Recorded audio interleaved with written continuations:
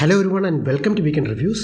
ഇന്ന് ഞാൻ റിവ്യൂ ചെയ്യാൻ പോകുന്നത് അലക്സ് ഗാർലാൻഡ് എഴുതി ഡാനി ബോയിൽ ഡയറക്റ്റ് ചെയ്ത സോംബി അപ്പോക്കലിപ്സ് സിനിമയായ 28 Years Later ആണ്.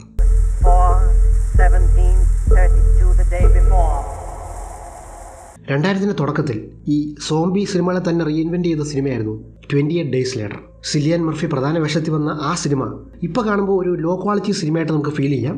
അതിൻ്റെ പ്രധാന കാരണം അന്ന് ആ സിനിമ ഷൂട്ട് ചെയ്തത് ഫിലിമിലല്ല, അന്നത്തെ ലോ ക്വാളിറ്റി ഡിജിറ്റൽ ക്യാമറയിലായിരുന്നു. അതുകൊണ്ട് തന്നെ അതിന് ഒരു ഫൗണ്ട് ഫുട്ടേജ് സിനിമയുടെ ഒരു സ്റ്റൈൽ നമുക്ക് ഫീൽ ചെയ്യും. ഈ സിനിമയുടെ പ്രിൻ്റ് ഇപ്പോൾ ഒരു OTT പ്ലാറ്റ്ഫോമിൽ ഉണ്ടോ എന്ന് എനിക്കറിയില്ല, പക്ഷേ ആ സിനിമ കാണണമെന്ന് ആഗ്രഹമുള്ളവർക്ക് വേറെ ഓപ്ഷൻസ് ഉണ്ട്. ഈ 28 Days Later സിനിമയ്ക്ക് 2008 ജെറമി റണ്ണറും ഇഡ്രിസ് എൽബയൊക്കെ അഭിനയിച്ച ഒരു സീക്വൽ വന്നിരുന്നു 28 Weeks Later എന്ന പേരിൽ. ഈ രണ്ട് സിനിമകളും തമ്മിൽ ഒരു ബന്ധവുമില്ല, സോംബി അപ്പോക്കലിപ്സ് ആണ് തീമെന്ന് മാത്രം. ഇവിടെ മൂന്നാമത്തെ സിനിമയായ 28 Years Laterലേക്ക് വരുമ്പോൾ ആദ്യത്തെ സിനിമയിലെ റൈറ്റർ ഡയറക്ടർ ടീം വീണ്ടും ഒന്നിക്കുകയാണ്. പേര് സൂചിപ്പിക്കുന്ന പോലെ തന്നെ സോംബി അപ്പോക്കലിപ്സ് സംഭവിച്ച് 28 വർഷം കഴിഞ്ഞാണ് ഇവിടെ കഥ പിക്ക് ചെയ്യുന്നത്. പുതിയൊരു കഥയും പുതിയ സെറ്റ് ഓഫ് കഥാപാത്രങ്ങളെയുമാണ് ഇവിടെ ഇൻട്രൊഡ്യൂസ് ചെയ്യുന്നത്. അതുകൊണ്ട് തന്നെ സിലിയൻ മർഫിയുടെ കഥയുടെ ഒരു കണ്ടിന്യൂഷൻ അല്ല ഇവിടെ. ഈ സിനിമയിൽ പുള്ളിയില്ല, പക്ഷേ 2026 വരാൻ പോകുന്ന ഈ സിനിമയുടെ സീക്വലിൽ പുള്ളിക്കാരൻ ഉണ്ടാവുമെന്ന് ഡയറക്ടർ പറഞ്ഞിട്ടുണ്ട്. ഈ സോംബി അപ്പോക്കലിപ്സ് സംഭവിച്ചതിന് ശേഷം സിറ്റിയിൽ നിന്ന് മാറി ഒരു ഒഴിഞ്ഞ ഐലൻഡിലേക്ക് ചിലർ കുടിയേറുന്നതും അവിടെ നിന്ന് മെയിൻ ലാൻഡിലേക്ക് എത്താൻ ശ്രമിക്കുന്ന ചില കഥാപാത്രങ്ങളും അതിൻ്റെ കാരണം എന്താണെന്നുമാണ് ഈ സിനിമയിൽ ഫോക്കസ് ചെയ്യുന്നത്. സോ ഭൂരിഭാഗം സിനിമയും പോസ്റ്റ് അപ്പോക്കലിപ്റ്റിക് വേസ്റ്റ് ലാൻഡിൽ അല്ലെങ്കിൽ കാട്ടിൽ തന്നെയാണ് സെറ്റ് ചെയ്തിരിക്കുന്നത്. ആ അറ്റ്മോസ്ഫിയറും ആംബിയൻസും ഒക്കെ ഇവിടെ ശരിക്കും ഫോക്കസ് കൊടുത്തിട്ടുണ്ട്. ഭയങ്കര വയലൻ്റ് ആയിട്ടുള്ള സീനുകളും സീക്വൻസുകളും ഈ സിനിമയിലുണ്ട്. ഞാൻ വിചാരിച്ചതിനേക്കാൾ ഭയങ്കരമായിട്ടുള്ള അല്ലെങ്കിൽ വയലൻ്റ് ആയിട്ടുള്ള സീനുകളും സീക്വൻസുകളും ഈ സിനിമയിലുണ്ടായിരുന്നു. ഫോർ എക്സാമ്പിൾ, ആദ്യത്തെ പ്രെഡേറ്റർ സിനിമയിൽ പ്രെഡേറ്റർ ആൾക്കാരെ ഹണ്ട് ചെയ്ത് സ്പൈനൽ കോഡ് ഇങ്ങനെ വലിച്ചെടുക്കൂലേ, അതേ സീക്വൻസുകൾ ഇവിടെ വളരെ ഗ്രാഫിക്കായിട്ട് അല്ലെങ്കിൽ കുറച്ചുകൂടെ ഭീകരമായിട്ട് ഇവിടെ കാണിക്കുന്നുണ്ട്. മാത്രമല്ല ഇവിടെ സോംബീസിന് 2-3 ടൈപ്പ് ഒരു ക്ലാസിഫിക്കേഷൻ കൊടുത്തിട്ടുണ്ട്. സോ മിക്ക ഹൊറർ സീനുകളും ആൽഫ സോംബി എന്ന് പറയുന്ന സോംബീസിനെ ഫോക്കസ് ചെയ്താണ്. ആ സോംബികൾ കൊല്ലാൻ വേണ്ടി വെയിറ്റ് ചെയ്യുന്നതും അത് നമുക്ക് നേരെ ചാർജ് ചെയ്തുകൊണ്ട് വരുന്നതും ഒക്കെ കാണുമ്പോഴേ നമുക്ക് പേടിയാവും. സോ ടെൻഷൻ ബിൽഡ് ചെയ്യുന്ന കാര്യത്തിൽ ഈ സിനിമ ത്രൂ ഔട്ട് വർക്കൗട്ട് ആയിട്ടുണ്ട്.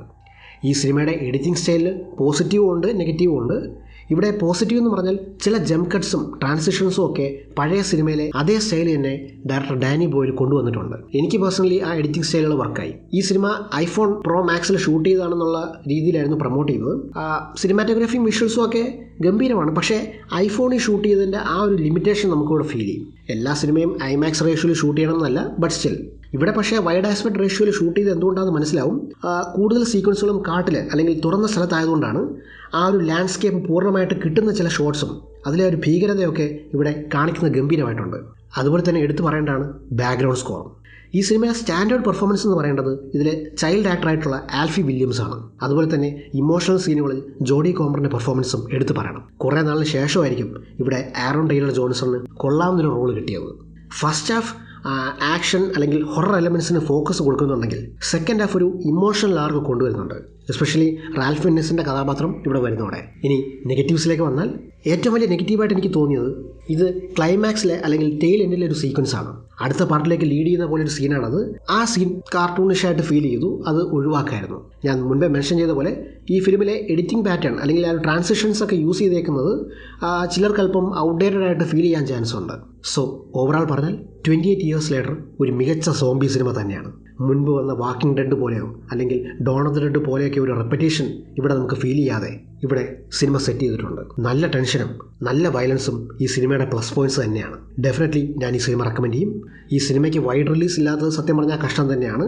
തിയേറ്റർ എക്സ്പീരിയൻസ് ഡിമാൻഡ് ചെയ്യുന്നൊരു സിനിമ തന്നെയാണ്. ഡെഫിനറ്റ്ലി ഞാൻ റെക്കമെൻഡ് ചെയ്യും.